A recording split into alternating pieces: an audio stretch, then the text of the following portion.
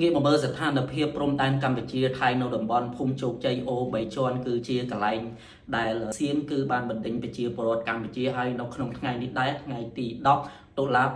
2025គឺជាថ្ងៃដែលខាងសៀមនឹងគឺកំណត់ឲ្យប្រជាជនកម្ពុជានៅតំបន់ភូមិជោគជ័យអូ3ជាន់ហ្នឹងរើលំនៅឋានផ្ទះសម្បែងចេញពីឥតដីហ្នឹងដោយសៀមអះអាងថាខាងប្រជាពលរដ្ឋកម្ពុជាហ្នឹងគឺធ្វើលំនៅឋានក្នុងទឹកដីរបស់គេហើយខ្ញុំចង់ឲ្យបងប្អូនខ្មែរយើងគឺងាកមកចាប់អារម្មណ៍រឿងនេះហើយឃើញថារឿងនេះគឺជាបញ្ហាធំមែនតើវាមិនមែនជារឿងដែល trending ចប់ហើយគឺចប់ទៅទេគឺវាប៉ះពាល់ដល់អនាគតប្រជាជនក៏ដូចជាក្មេងៗនៅតំបន់ហ្នឹងចំពោះខាងរដ្ឋបាលកម្ពុជាយើងគឺមានខាងអ្នកសង្កេតការអាស៊ាន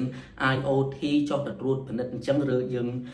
មានភាពកក់ក្ដៅដែរព្រោះមានខាងប្រទេសផ្សេងគេចូលមកចំណែកឯខាងភាគីថៃក៏កំពុងតែពង្រាយកម្លាំងទាហានរបស់ខ្លួនយ៉ាងច្រើនដើម្បីមកឈ្លានពានឬក៏បណ្ដេញប្រជាពលរដ្ឋកម្ពុជាណាហើយចំពោះខាងមូលនិធិរបស់កាន់ចោមបលាំងហ្នឹងថ្ងៃនេះក៏គេត្រៀមយកទូកុងតឺន័រយ៉ាងច្រើនយកមកតម្រៀបដើម្បីធ្វើជាព្រំដែនឈ្លានពានទឹកដីកម្ពុជា